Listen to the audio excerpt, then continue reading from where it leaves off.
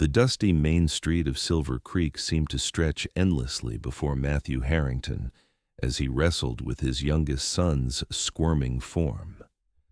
The boy had managed to cover himself head to toe in mud from the previous night's rain, and now that same mud was smeared across Matthew's only clean shirt. "Thomas, for heaven's sake, stand still," Matthew pleaded, his voice hoarse from a morning of similar pleas to his other 7 children. At 32, Matthew felt twice his age, the lines around his eyes deepening with each passing day since his wife Sarah's passing 2 years prior. The year was 1878, and the small town of Silver Creek, Colorado, was experiencing a boom from the nearby silver mines. Not that Matthew had time to stake a claim, not with 8 children to raise alone on their struggling cattle ranch just outside town. "Pa, Elizabeth won't give me back my slingshot." His oldest boy, James, came running up, his 11-year-old face flushed with indignation. "Because you were aiming at the chickens again," Elizabeth, his eldest at 13, called out as she marched down the boardwalk toward them, her braided hair swinging behind her. In one hand, she clutched the offending slingshot, while with the other, she tugged along 7-year-old twins, Emma and Eliza. Matthew sighed, using his bandana to wipe mud from 4-year-old Thomas's face. "James, no shooting at the chickens. Elizabeth, please give your brother back his slingshot after we finish in town." 9-year-old Samuel and 6-year-old Daniel appeared from the general store, both clutching candy sticks that Matthew was certain he hadn't paid for yet. "Samuel Joseph Harrington," Matthew began sternly.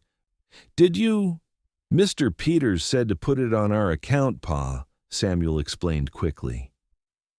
The final member of Matthew's brood, 2-year-old Mary, was balanced on his hip, her tiny fingers tangled in his sandy brown hair. She giggled as she pulled, causing Matthew to wince. "Easy there, little lady," he murmured, gently untangling her grip while keeping Thomas from escaping back toward the mud puddle that had so fascinated him. It was at that precise moment of chaos that Matthew noticed the stagecoach rolling into town.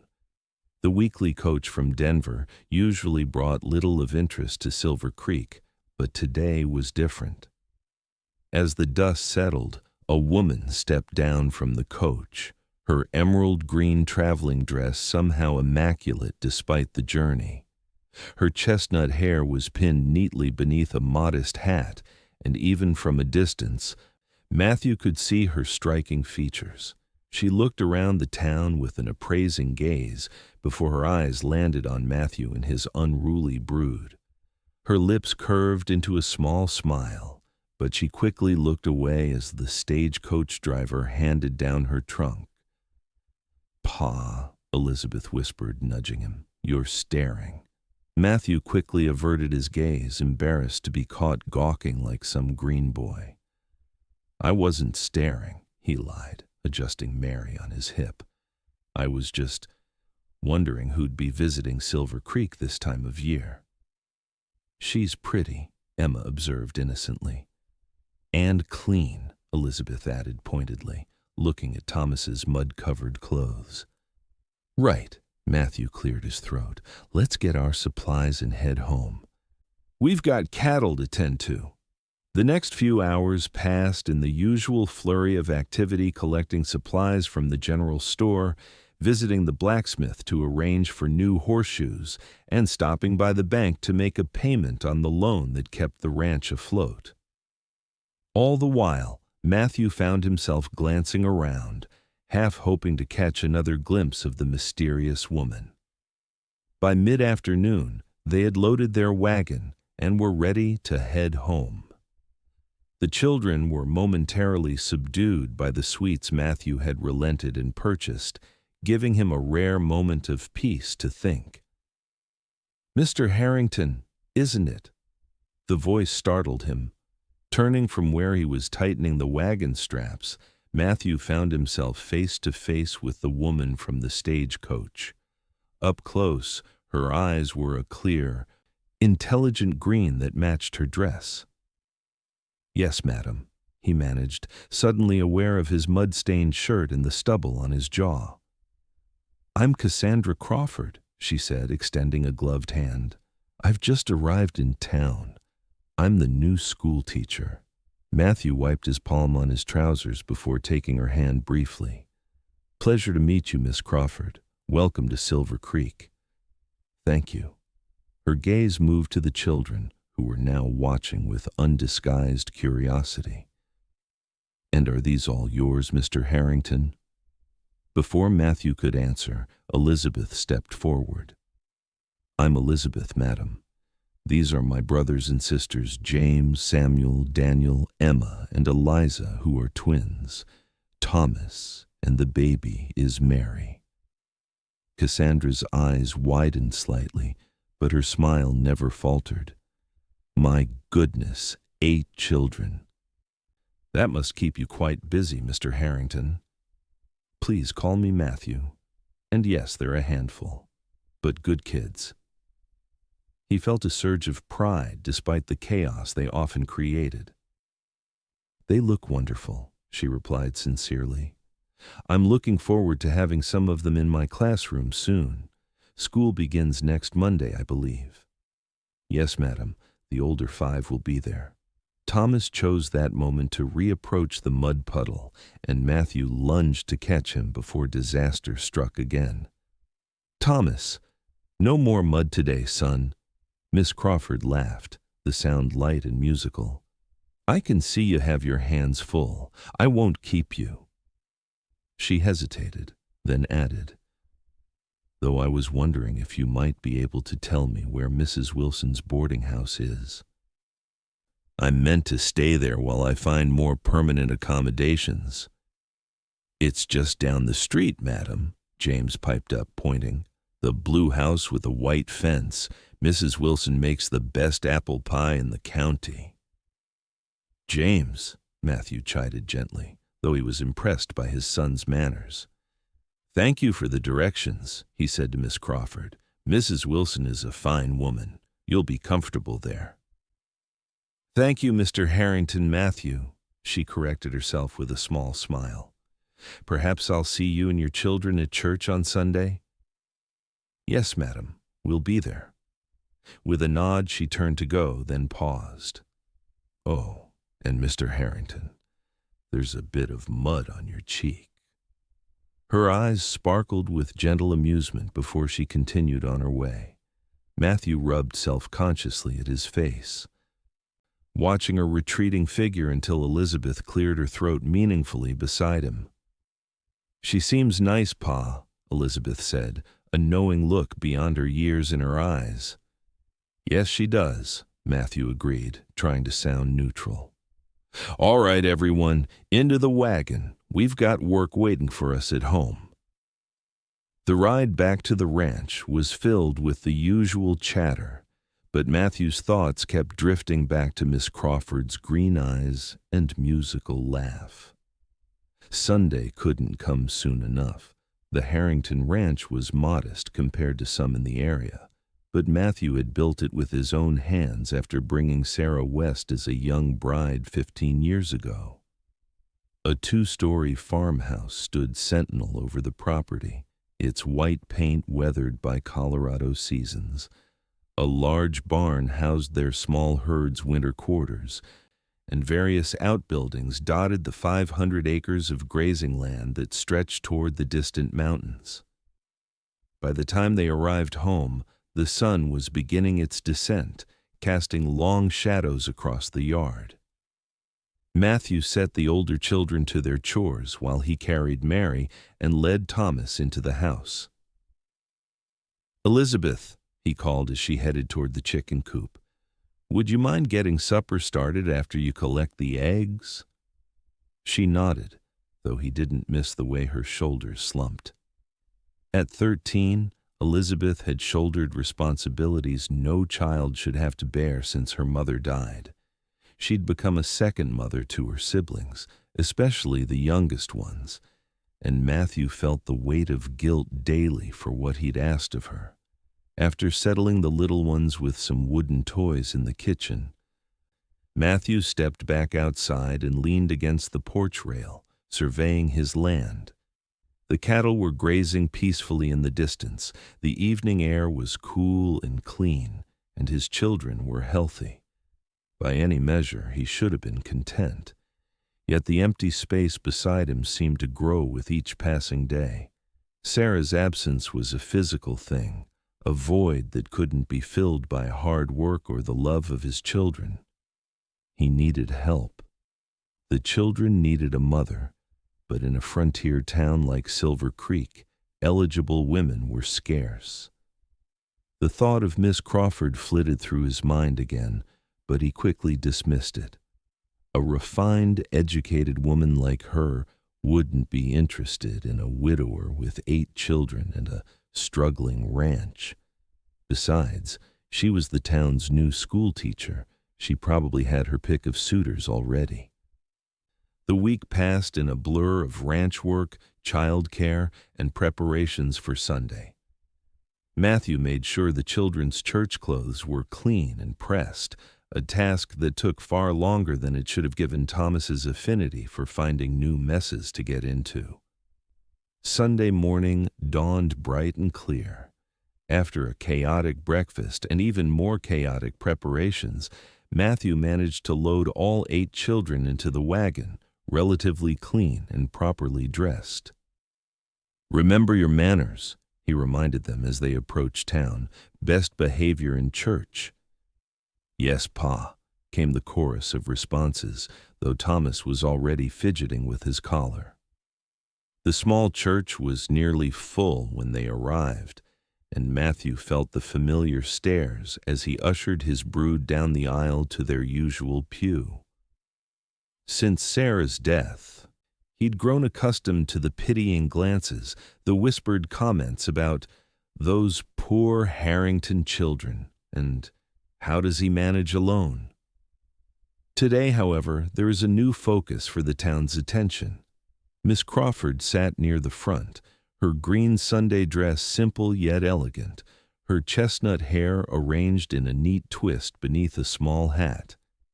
Several of the town's eligible bachelors had positioned themselves strategically nearby, and Matthew felt an unexpected twinge of something that might have been jealousy. The service passed without incident, a minor miracle given that Mary usually fussed and Thomas typically couldn't sit still for more than 10 minutes. Today, however, Thomas seemed fascinated by Miss Crawford, who sat just 2 pews ahead of them and remained unusually quiet throughout the sermon. As the congregation filed out afterward, Matthew found himself steered toward Miss Crawford by a determined Elizabeth, who whispered, "You should say hello, Pa." Before he could object, Elizabeth had maneuvered the family into the schoolteacher's path. "Good morning, Miss Crawford," Elizabeth said brightly. "Did you enjoy the service?" Cassandra turned, her face lighting with recognition. "Elizabeth, how lovely to see you again." Her gaze moved to Matthew, and her smile widened slightly. "Mr. Harrington, good morning." "Miss Crawford," Matthew managed, suddenly aware of his worn Sunday suit and the cowlick in James's hair that refused to lie flat despite his best efforts with water that morning. "I trust you're settling in well?" he asked, mentally chiding himself for such a mundane question. "Yes, thank you. Everyone has been most welcoming." She knelt slightly to address the younger children. "And how are you all today? Ready for school to start tomorrow?" A chorus of responses followed, ranging from James's enthusiastic, "Yes, madam," to Samuel's less convinced, "I suppose so." "We've been practicing our letters," Emma informed her proudly. "Pa helps us at night." "Does he now?"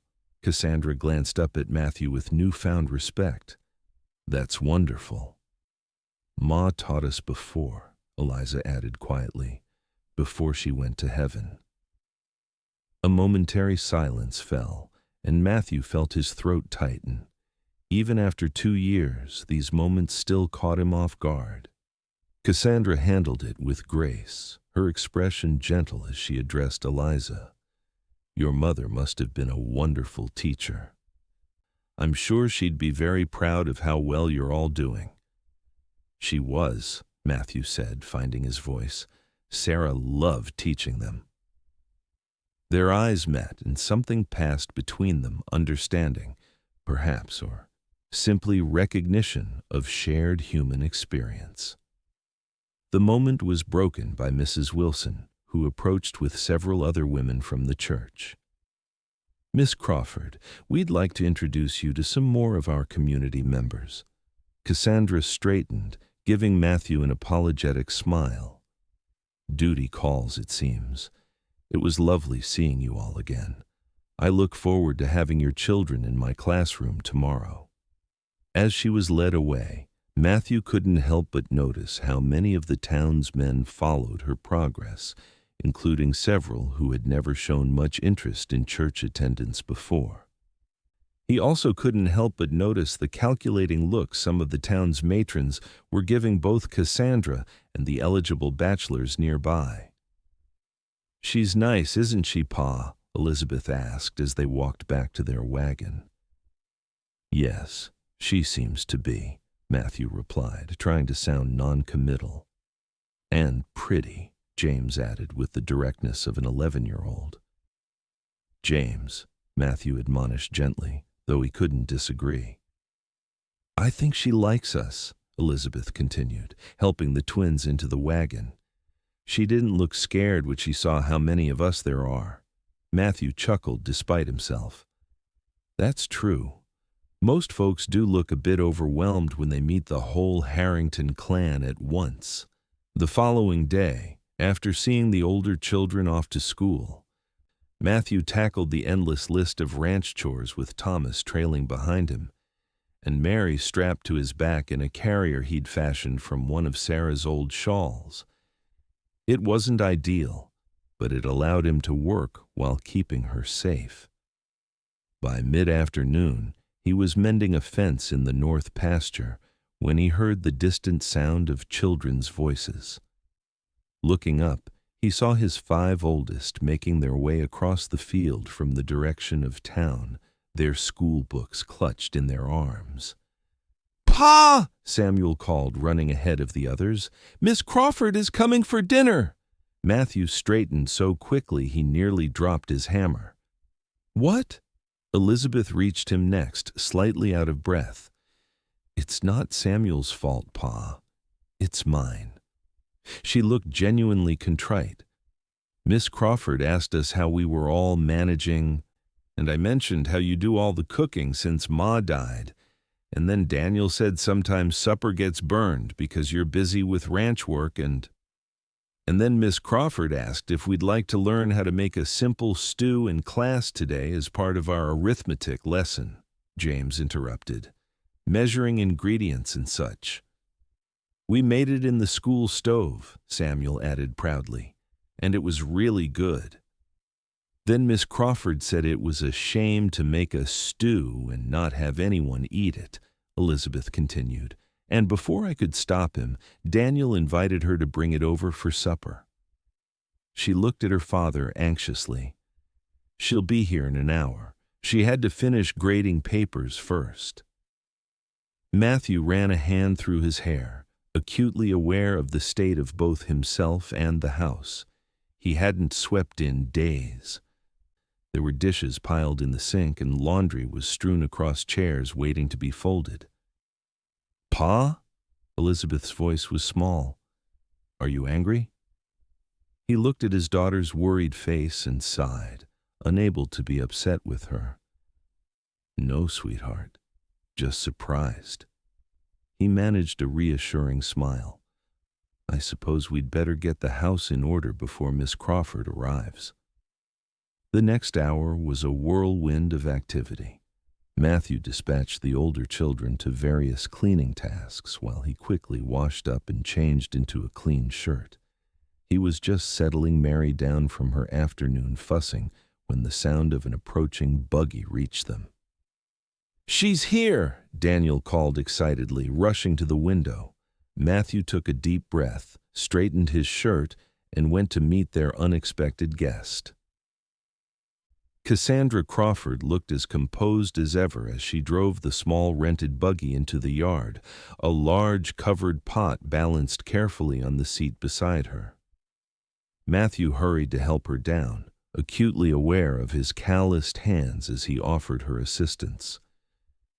"Miss Crawford, welcome to our home," he said, trying to sound as if her visit was entirely expected. "Thank you for having me, Mr. Harrington," she replied with a warm smile. "Though I hope the children explained that this was somewhat of an impromptu arrangement." She glanced at the house where small faces were pressed against every window. "I hope I'm not imposing."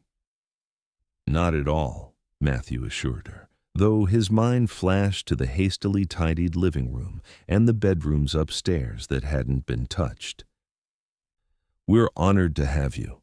He helped her carry the heavy pot inside, where the children greeted her with enthusiasm. Thomas, who had been napping, emerged tousle-haired and curious, immediately gravitating toward the visitor. "And who might you be?" Cassandra asked, kneeling to his level. "I'm Thomas," he announced. "I'm 4. He held up the appropriate number of fingers to demonstrate. "Well, Thomas, it's very nice to meet you." She glanced up at Matthew. "He has your eyes." Matthew was saved from responding by Mary's wail from the cradle in the corner. He excused himself to retrieve her, returning with the fussy toddler on his hip. "She's usually not this cranky," he explained apologetically as Mary continued to whimper. "She's cutting a tooth." Without hesitation, Cassandra set down her satchel and held out her arms. "May I? I have 6 younger siblings. I've handled my share of teething babies." Surprised, Matthew handed Mary over. Cassandra adjusted the child against her shoulder, gently rubbing small circles on her back while humming softly. Within moments, Mary's cries subsided to hiccuping breaths, then to calm silence. "You have a magic touch," Matthew said, genuinely impressed. "No magic," Cassandra replied with a small shrug. "Just practice." Elizabeth had been setting the table, and now she announced, "Supper's ready if you'd like to sit down, Miss Crawford." The meal that followed was unlike any in the Harrington household since Sarah's passing. The stew was delicious, rich with vegetables and tender beef. More remarkable, however, was the atmosphere. Cassandra drew out each child in conversation, asking questions about their interests and listening attentively to their answers. She shared stories about her own large family back east, making the children laugh with tales of her brother's misadventures. "So what brought you to Silver Creek, Miss Crawford?" Matthew asked as they enjoyed second helpings. "It's a far cry from Philadelphia." A shadow crossed her face briefly. "I needed a fresh start," she said simply. "After my parents passed last winter, the house felt empty. My younger siblings are all grown now, with homes of their own." She smiled at the children around the table. "And I've always loved teaching. When I saw the advertisement for a position here, it seemed like Providence." Matthew nodded, understanding the need to escape painful memories all too well. After supper, the older children cleared the table while Matthew prepared coffee. As he worked, he watched Cassandra help Emma and Eliza with a simple cat's cradle string game, her patient instructions and their delighted giggles creating a warmth in the kitchen that had been absent for too long. Later, as the sun began to set, Matthew walked Cassandra to her buggy. The children had said their goodbyes, extracting promises that she would visit again soon. "Thank you for the meal," Matthew said as he helped her up to the seat. It's been a long while since we've had something that wasn't burned on at least one side. Cassandra laughed. I enjoyed myself tremendously. Your children are wonderful, Matthew. It was the first time she'd used his given name, and the sound of it in her gentle voice sent an unexpected warmth through him. They're a handful, he admitted, but they're good kids. They miss their mother, she observed quietly. Every day, Matthew agreed, his throat tightening. Cassandra adjusted her gloves, seemingly weighing her next words. It can't be easy managing them in the ranch alone. It's not, he admitted, but we make do. She looked at him directly then, her green eyes serious in the fading light. Everyone needs help sometimes, Matthew. There's no shame in that. Before he could respond, she picked up the reins. I should get back before dark. Mrs. Wilson worries. Of course. He stepped back from the buggy. Thank you again, Miss Crawford. Cassandra, she corrected with a small smile. I think, after breaking bread together, we can dispense with formalities. Cassandra, he repeated, liking the way it sounded. With a nod and a gentle flick of the reins, she was off, the buggy rattling down the dirt road toward town. Matthew watched until it disappeared around the bend, an unfamiliar feeling stirring in his chest, something like hope. The weeks that followed established a new pattern for the Harrington household. The older children attended school during the day, often returning with stories about Miss Crawford's innovative teaching methods. Occasionally, she would send home a carefully wrapped package of cookies or bread with them, citing various educational reasons. The cookies were part of a fractions lesson, the bread, a science demonstration on yeast. Matthew knew these were kindnesses rather than academic necessities, and each thoughtful gesture strengthened his growing admiration for Cassandra Crawford. For her part, Cassandra became a regular visitor to the ranch, initially under the pretense of checking on her students' progress, but soon the visits evolved into genuine friendship. She would arrive after school hours, sometimes bearing food, other times simply bringing her presence and helping hands. She taught Elizabeth more advanced cooking techniques, showed the boys how to patch clothing, and always had a story or song for the little ones. One crisp October afternoon, Cassandra arrived unexpectedly on her day off. Matthew was in the barn, struggling to repair a harness while simultaneously keeping Thomas from climbing the hay bales and preventing Mary from putting straw in her mouth. "Hello?" Cassandra's voice called from the barn entrance. "Permission to enter?" "Cassandra!" Thomas abandoned his climbing expedition and raced toward her. Matthew straightened, suddenly conscious of his work-worn appearance. "This is a surprise," she smiled, setting down a basket. "A pleasant one, I hope. I thought you might appreciate some help today." She gestured to the basket. "And I brought lunch." "That's mighty kind of you," Matthew said, genuinely touched. "But shouldn't you be enjoying your day off?" "This is how I want to spend it," she replied simply, picking up Mary, who had crawled toward her. "Now, what can I help with?" By mid-afternoon, they had accomplished more than Matthew would have managed alone in 2 days. The harness was repaired, the barn tidied, and with Cassandra watching the younger children, Matthew had even managed to fix the leaking roof on the chicken coop. They sat on the porch afterward, watching Thomas and Mary play in the yard while waiting for the older children to return from school. "I don't know how to thank you," Matthew said, glancing at Cassandra's profile. The afternoon sun caught the auburn highlights in her hair, and not for the first time, he was struck by how beautiful she was. "There's no need," she assured him, her gaze still on the playing children. "I enjoy being here." A comfortable silence fell between them, broken only by the children's laughter and the distant lowing of cattle. "May I ask you something, Matthew?" Cassandra finally said, turning to face him. "Of course." "Why haven't you remarried? It's been 2 years since Sarah passed, and many widowers in your situation would have found a new wife by now, especially with so many children to care for." The directness of the question startled him, but he appreciated her honesty. "It's not for lack of suggestions," he admitted with a wry smile.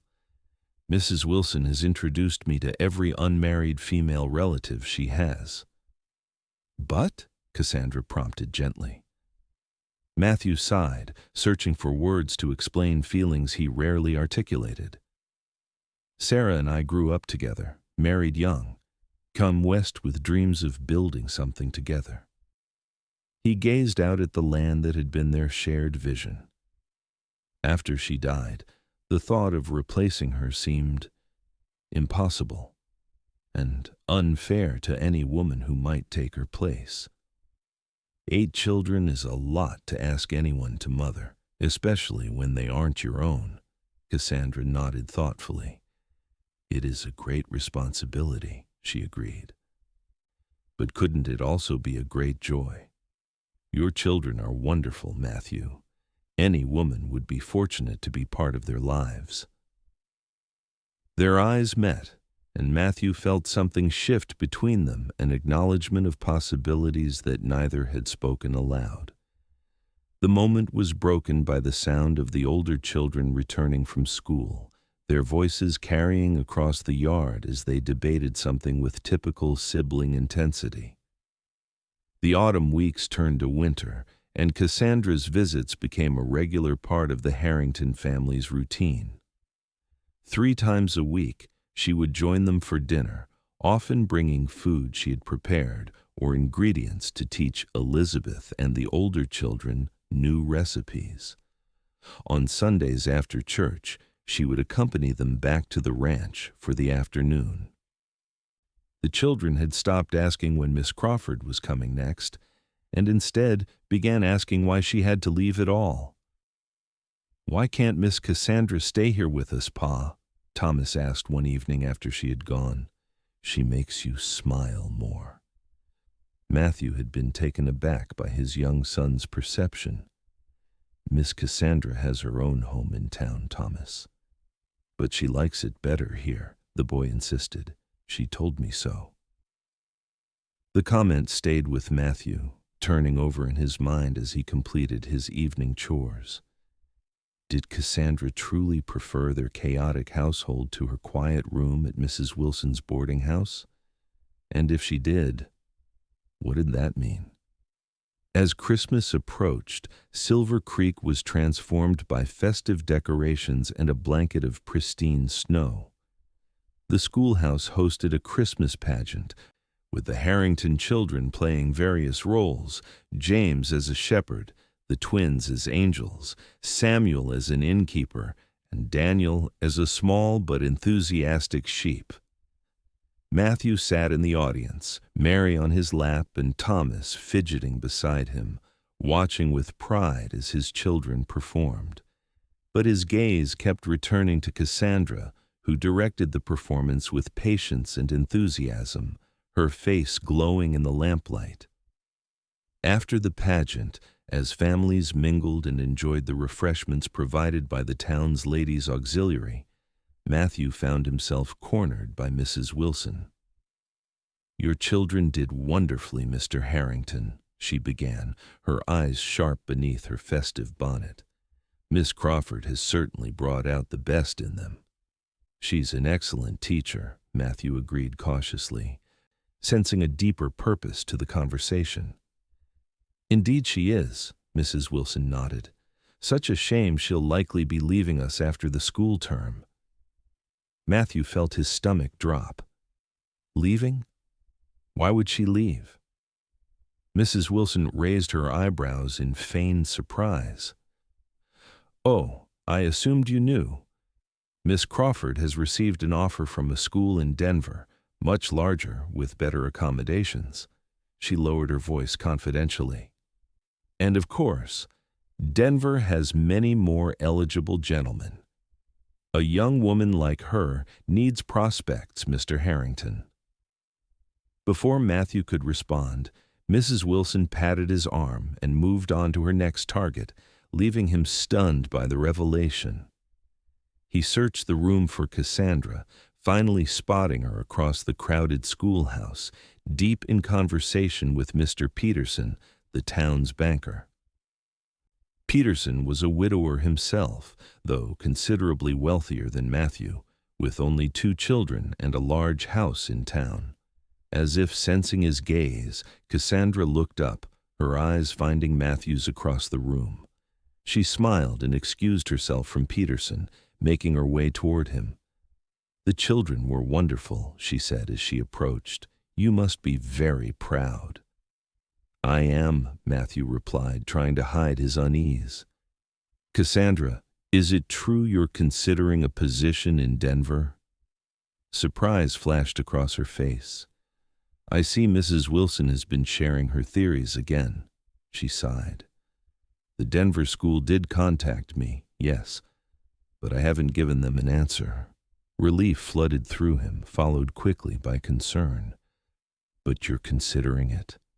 She hesitated, glancing around the crowded room. "This isn't the place to discuss it. Perhaps we could talk later." Before he could respond, they were interrupted by Thomas, who launched himself at Cassandra's skirts with his usual exuberance. "Did you see me, Miss Cassandra? I was the donkey. The very best donkey I've ever seen," she assured him, her genuine laugh dispersing some of the tension between the adults.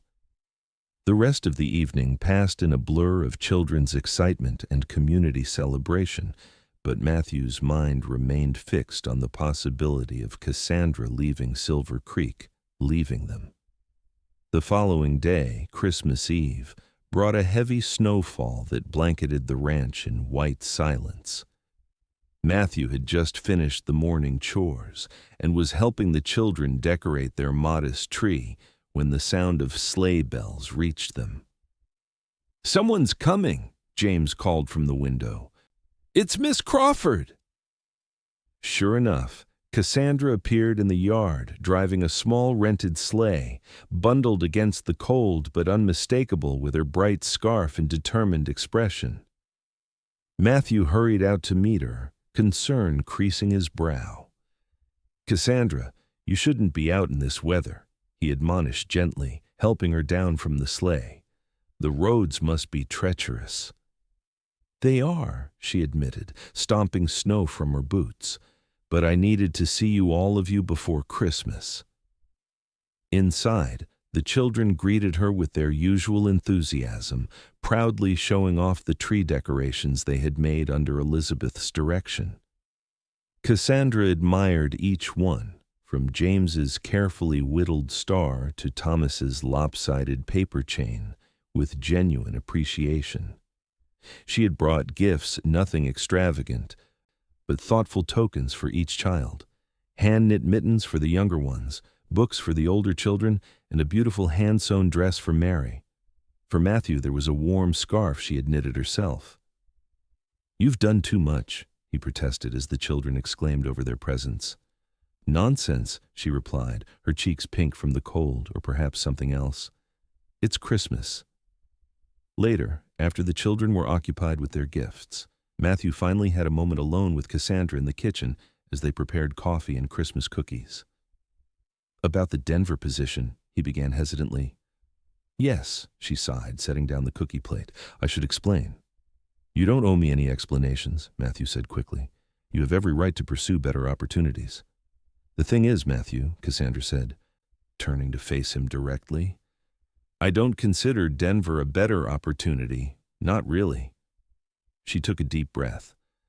"I've been very happy here in Silver Creek, happier than I expected to be."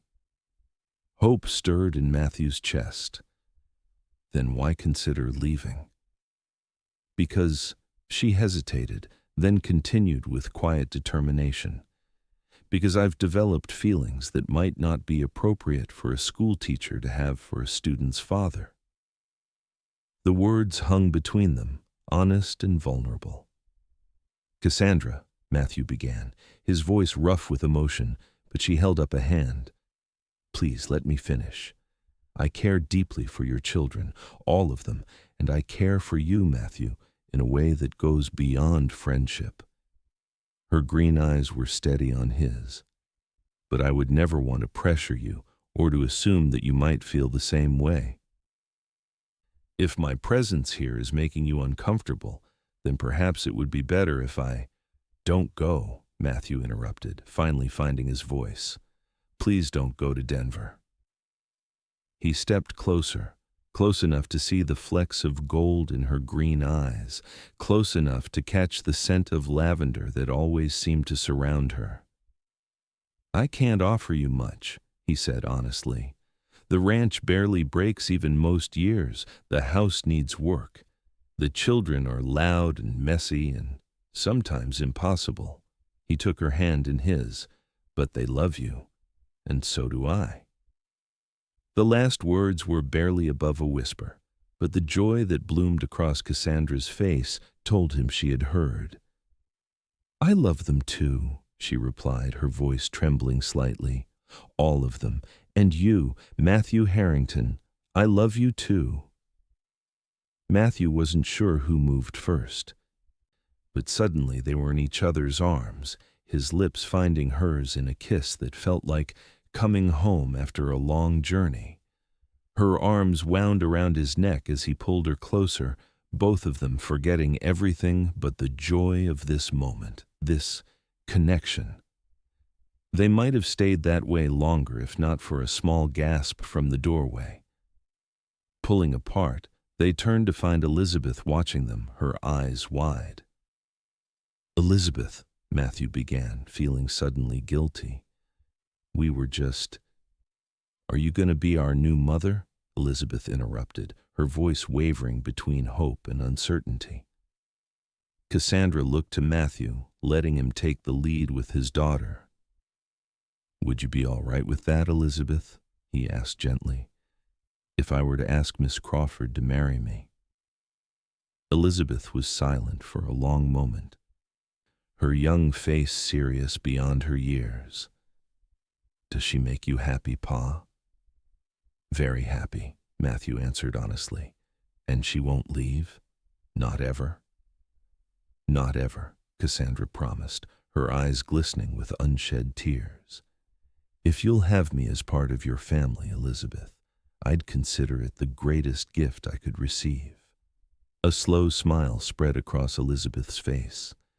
"Then I think it would be wonderful." She hesitated, then added with practical concern, "But who will be our teacher if you're our mother?"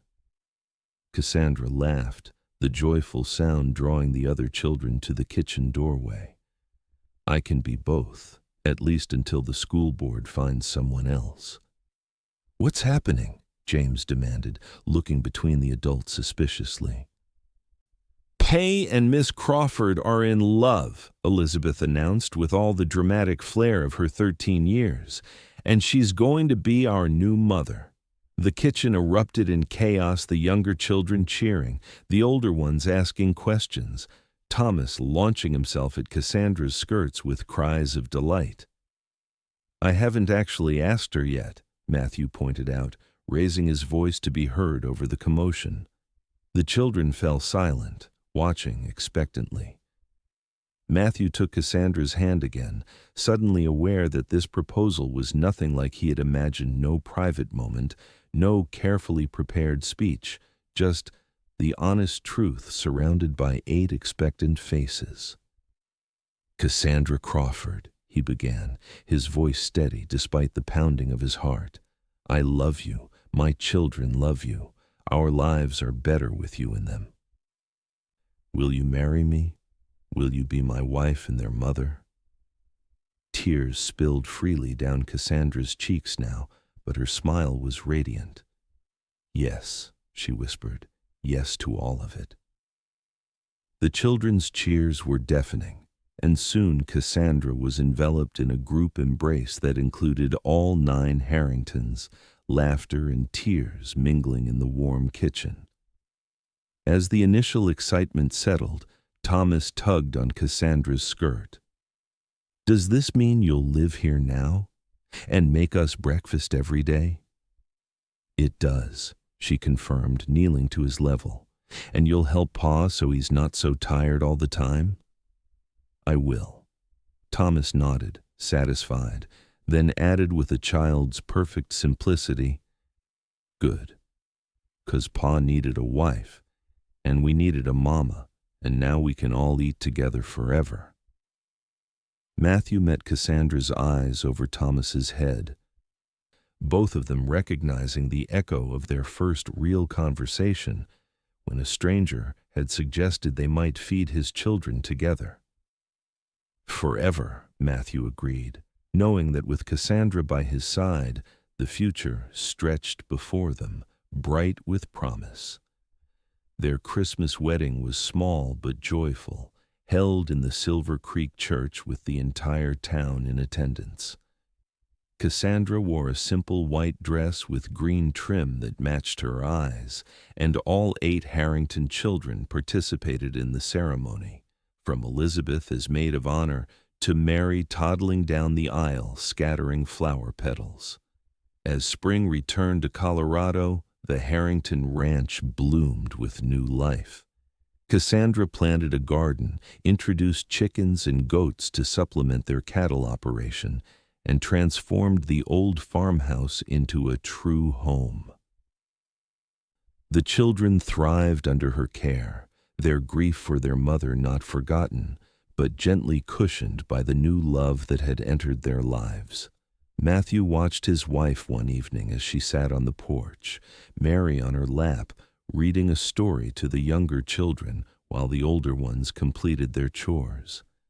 The setting sun caught her hair, turning it to flame, and his heart swelled with gratitude. "Happy?" Cassandra asked, looking up and catching his gaze. "More than I ever thought possible again," he answered honestly, joining her on the porch swing. As darkness fell, the stars emerged above the Colorado plains, bright and eternal. Inside the Harrington home, lamps glowed with welcoming light, and the sounds of a family whole again, different but complete, drifted out into the gentle spring evening. And in the years that followed, as the family grew with the addition of 3 more Harrington children, Matthew often thought back to that first day in town, when a stranger in a green dress had looked at his mud-covered, chaotic brood and seen not a burden, but a blessing. When she had offered not pity, but partnership. When she had said, in essence, "Let's feed them all together." It had been the beginning of their story, a love story that, like the West itself, was built on courage, determination, and the belief that even the most difficult journeys were worth undertaking when you didn't have to travel them alone.